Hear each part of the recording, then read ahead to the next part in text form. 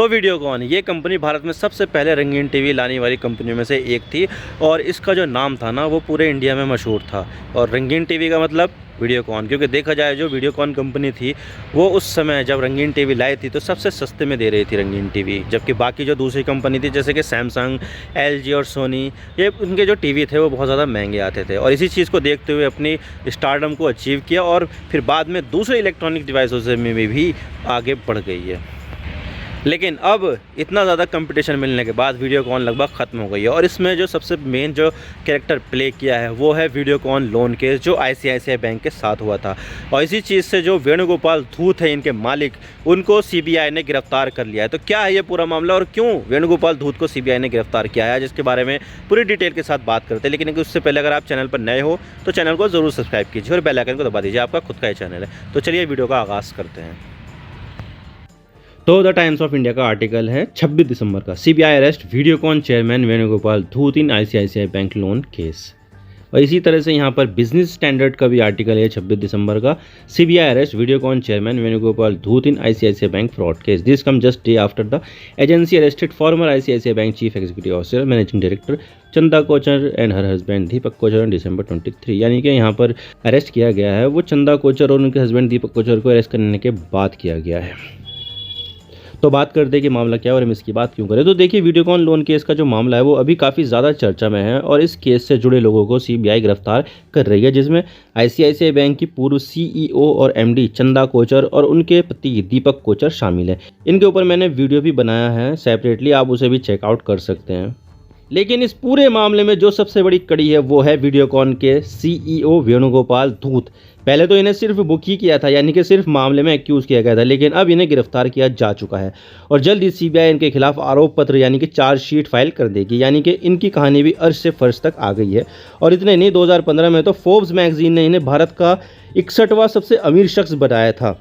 आपको तो पता ही होगा कि फोर्ब्स मैगजीन दुनिया भर के अमीरों की और सबसे ज़्यादा ताकतवर लोगों की एक लिस्ट बनाती है और ये मैगज़ीन में आना ही काफ़ी बड़ी अचीवमेंट होती है। तो इनका नाम इस मैगज़ीन में आया था, लेकिन अब इनका जो स्टारडम है वो पूरी तरह से ख़त्म हो गया और वो सब हुआ है इनके लोन के मामले को लेकर। तो ज़्यादा बात करते हैं इसके बारे में, इनके राइज एंड फॉल को लेकर।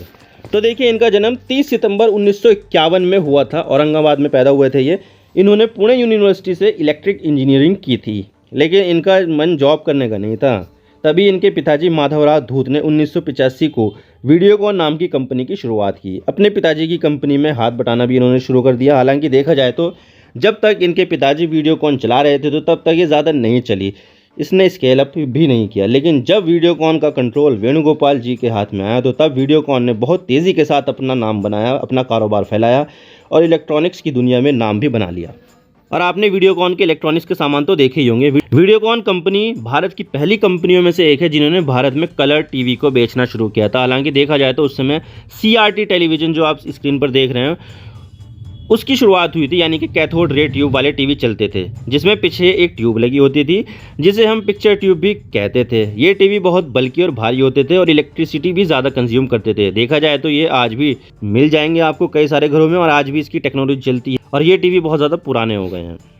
हालांकि देखा जाए तो इनके इलेक्ट्रॉनिक्स प्रोडक्ट आज भी मार्केट में मिल जाते हैं, लेकिन इनका जो सबसे सफल प्रोडक्ट है वो कोई इलेक्ट्रॉनिक्स डिवाइस नहीं बल्कि इनकी डायरेक्ट टू होम सर्विस है, जो आज भी काफ़ी ज़्यादा पॉपुलर है। लेकिन जब से OTT पॉपुलर हो रही है तो तब से यहाँ पर जो DTH सर्विस है वो पूरी तरह से डिक्लाइन हो रही है। हालांकि देखा जाए तो जब वीडियोकॉन अपने पीक पर थी तो तब भारत में इनके कई सारे मैन्युफैक्चरिंग प्लांट थे और सिर्फ इंडिया में ही नहीं बल्कि कई देशों में वीडियोकॉन ने अपना कारोबार फैलाने की कोशिश की थी, जैसे कि चाइना, मैक्सिको, पोलैंड और इटली। भारत तक तो ठीक ठाक था, लेकिन वीडियोकॉन इंटरनेशनल में कभी सफल नहीं हो पाई। उन्होंने वहाँ पर मैन्युफैक्चरिंग प्लांट लगाए लेकिन सफल नहीं हो पाए वहाँ पर, क्योंकि वहाँ पर पहले से ही स्टैब्लिश ब्रांड पहले से ही मौजूद थे, तो वहाँ पर वो कम्पीट ही नहीं कर पाए। और इतना ही नहीं, इसने तो आगे चलकर टेलीकम्युनिकेशन बिजनेस में भी हाथ आजमाया और सिम कार्ड बेचे। शायद आप में से किसी ने तो वीडियोकॉन का सिम ज़रूर ही खरीदा होगा, खरीदा भी नहीं होगा तो देखा तो होगा ही। इसने अपना फ़ोन भी बनाकर बेचा था जो CDM में था। और इसी दौरान वीडियोकॉन के जो मालिक थे यानी कि वेणुगोपाल धूत जी, उन्हें 2015 में भारत का 61वां सबसे अमीर शख्स भी बना दिया था फोर्ब्स मैगजीन ने। और इतना ही नहीं, वीडियोकॉन के मालिक वेणुगोपाल धूत क्रिकेट के बहुत बड़े फ़ैन थे और 2010 में इन्होंने IPL की टीम पुणे टीम को खरीदने की कोशिश भी की थी, लेकिन खरीद नहीं पाए थे और बाद में पुणे की टीम IPL से ही खत्म हो गई। और फिर इनके बुरे दिन शुरू हो गए। इनके ऊपर काफ़ी ज़्यादा कर्ज हो गया था और इनका जो इलेक्ट्रॉनिक्स का बिजनेस था वहाँ पर कई सारी कंपनियों के आने से इनको बहुत ज़्यादा नुकसान हुआ। वो कंपटीशन में पीछे हो गए क्योंकि नई नई जो कंपनियाँ थी वो नई नई टेक्नोलॉजी ला रही थी और काफ़ी सस्ते दामों पर ला रही थी, लेकिन जो इनकी वीडियोकॉन के जो प्रोडक्ट होते थे वो थोड़े से महंगे होते थे।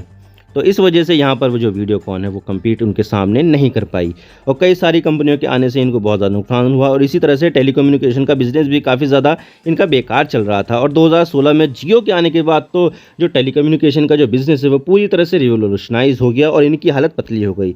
और जियो के आने के बाद से कई सारी कंपनियाँ बन गई जैसे कि यूनिनॉर, एयरसेल, डोकोमो और रिलायंस, और उसमें से ये वीडियोकॉन भी शामिल है। और इसने भी अपने सिम बेचने 2017 में ही बंद कर दिए। लेकिन अब सवाल यह आता है कि वीडियोकॉन और आईसीआईसीआई बैंक का जो लोन का मामला है वो क्या मामला है। तो देखिए, वीडियोकॉन को अपना कारोबार चलाने के लिए टाइम टू टाइम पैसे की ज़रूरत होती थी और ये पैसा उन्हें एज ए वर्किंग कैपिटल चाहिए होता था और ये पैसा उन्हें लोन के रूप में चाहिए होता था। और लोन देने के लिए भारत का जो उस समय सबसे बड़ा बैंक था आईसीआईसीआई बैंक था। ये बात मैं कर रहा हूँ 2009 से लेकर 2012 के बीच। और उसी दौरान आईसीआईसीआई बैंक में चंदा कोचर सीईओ हो गई। अब वीडियोकॉन को हज़ारों करोड़ का लोन चाहिए था, तो लोन लेने के लिए बैंक के सीईओ की मंजूरी भी होती थी क्योंकि इतना बड़ा लोन था तो उसके लिए सीईओ की मंजूरी लगती है क्योंकि हज़ारों करोड़ का लोन था।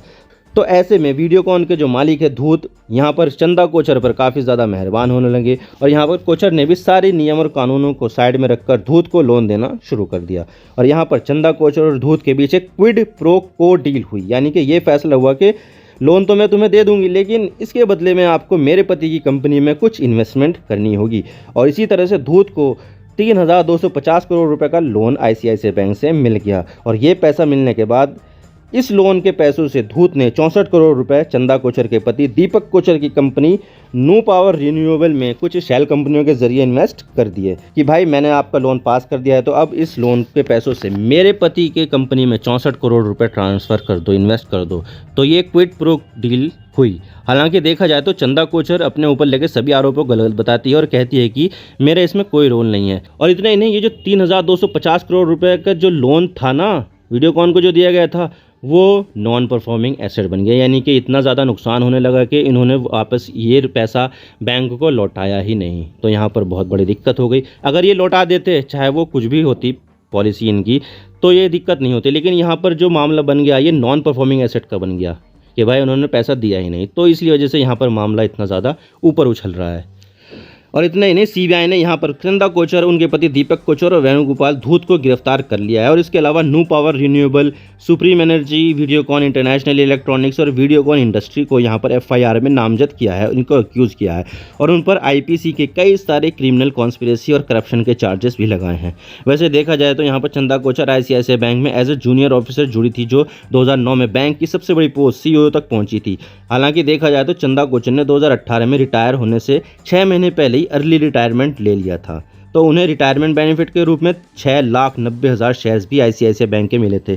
लेकिन तब तक आईसीआईसीआई बैंक के बोर्ड ऑफ डायरेक्टर को इस बारे में बिल्कुल भी नहीं पता था कि उन्होंने यहाँ पर क्या कांड किया है। लेकिन जब आईसीआईसीआई बैंक के बोर्ड ऑफ डायरेक्टर को इसके बारे में पता चला कि चंदा कोचर इस लोन केस में इन्वॉल्व है, तो तब इन्होंने टर्मिनेट कर दिया इनको कि भाई रिटायर नहीं होना आप, आपको तो हम टर्मिनेट करेंगे। तो यहाँ पर टर्मिनेट कर दिया। और इस टर्मिनेशन के ऑर्डर के अगेंस्ट चंदा कोचर यहाँ पर हाई कोर्ट चली गई, मुंबई हाई कोर्ट। लेकिन यहाँ पर मुंबई हाई कोर्ट से भी चंदा कोचर को राहत नहीं मिली और मुंबई हाई कोर्ट ने भी कह दिया कि भाई जो टर्मिनेट किया गया है वो ठीक किया गया है क्योंकि आपने यहाँ पर बहुत सारी ऐसी चीज़ें की है जो ऐसे बैंक की जो टर्म्स एंड कंडीशन है उसको वॉलेट करती है। तो लिहाजा ये जो टर्मिनेशन किया गया है वो बिल्कुल सही है, वैलिड है। और यहाँ पर जो आपको रिटायरमेंट बेनिफिट के रूप में 6,90,000 शेयर्स जो मिले हैं वो भी वापस लिए जाते हैं। तो ये पूरा मामला है जिसमें ना सिर्फ चंदा कोचर और दीपक कोचर अर्श से फर्श पर आ गए बल्कि वीडियोकॉन भी अब लगभग बर्बाद हो गई है और इनके जो मालिक है वेणुगोपाल धूत वे भी बर्बाद हो चुके हैं। आप मेरे इंस्टाग्राम पर भी जुड़ सकते हो। आप सिंपली जाइए इंस्टाग्राम में और सर्च कीजिए I_इमरान सिद्दीकी और आप मुझे फॉलो कर सकते हैं। इसके अलावा आप मुझे ट्विटर पर भी फॉलो कर सकते हैं, यहाँ पर भी सेम ही यूज़र नेम है I_इमरान सिद्दीकी। तो दीजिए मुझे इजाज़त, मैं मिलता हूँ आपसे नेक्स्ट वीडियो में। अगर आपको वीडियो थोड़ी सी भी पसंद आए तो चैनल को ज़रूर सब्सक्राइब कीजिए। Thank you for watching. I really appreciate your precious time. God bless you all. Now signing off.